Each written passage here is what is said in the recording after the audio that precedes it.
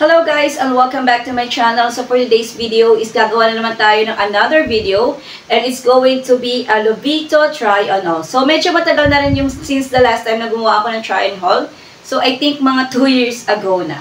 So itong mga ito-try on haul natin is usually mga pang summer o OOTD request ko na nabili ko sa Shopee. So if you guys are interested sa mga ganitong klaseng product, I will put the link in the description box below. So kalimitan nga pala sa mga nabili ko sa Lovito is kung mapapansin nyo, medyo may pagka-flower siya kasi nga more on pang summer outfit kasi itong mga binili natin. First item na binili ko sa Lovito is this dress. So color blue siya and then meron siyang zipper sa kanan and garterized po yung likod niyan. Ayan, may pagka-garterized po siya.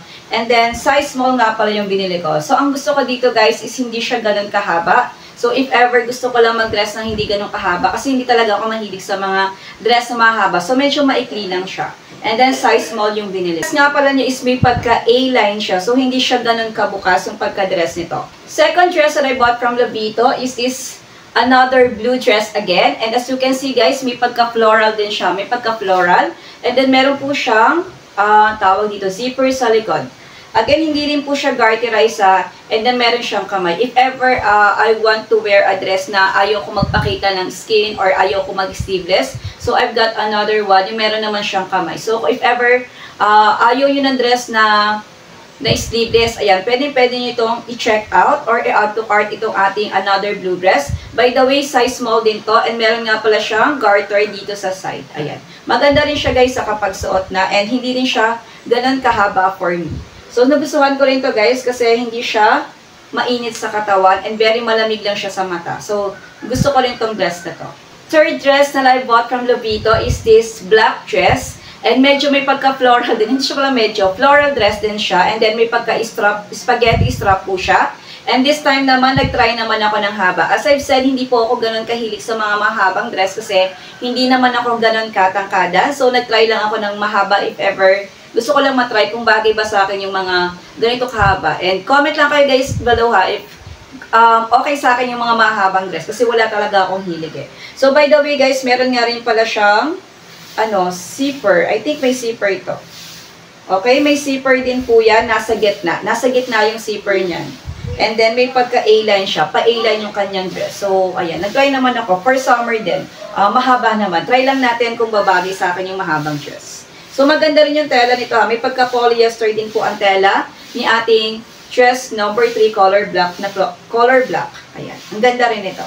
Fourth item na nabili ko sa Lovito is this skirt. So, marami itong iba't ibang kulay yung kanilang skirt. Meron siyang black. I think may black nito. And basta marami pa itong ibang kulay. And then, kulay red lang yung tinaray ko. Kasi meron na akong blue and saka black. So, gusto ko naman mag-try ng color red. So, ito, pwede mo itong i-mix and match sa ibang pang damit. If ever gusto mo lang mag-plain t-shirt or pwede ka rin mag-spaghetti or sando. Maganda ito if ever ipa-partner nyo sa color white. Ayan. Meron siyang slit dito which is nakakadag ng pagka-sexy kapag suot. Nakakadagdag sa style natin kapag so pwede rin ito pang summer o OOTD kapag kayo po ay pupunta ng mga beach or pwedeng pang gala or pwedeng pang mall natin. So, cute din to.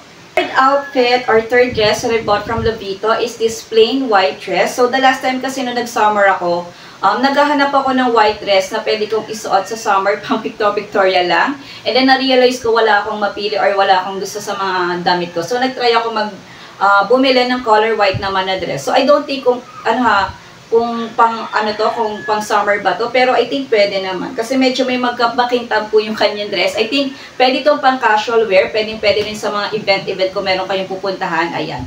Detalye nga pala yan sa, sa shoulder. And then meron po siyang zipper ulit nasa kanan. Ayan. Size small nga rin pala itong pinili ko ha. Plain white lang siya na dress. Ayan. Cute din to.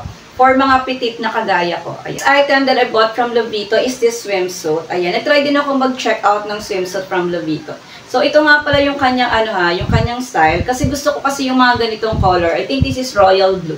Ayan. Color royal blue po siya. Tapos may detail po siya na gold dito sa gitna. So, mahilig ako sa mga ganitong color. If ever gusto nyong i-hide yung mga chan nyo dyan or taba nyo. So, meron siyang guhit-guhit dito. So, hindi makikita yung mga bill nyo dyan if ever gusto nyo i-check out. So, this is size small nga pala ha. Lahat nga pala ng mga pinipili kong damit is laging size small kay Lovito. Ayan, cute din to guys kasi favorite ko kasi yung ganitong kulay, royal blue. Ayan, ganda rin ito guys.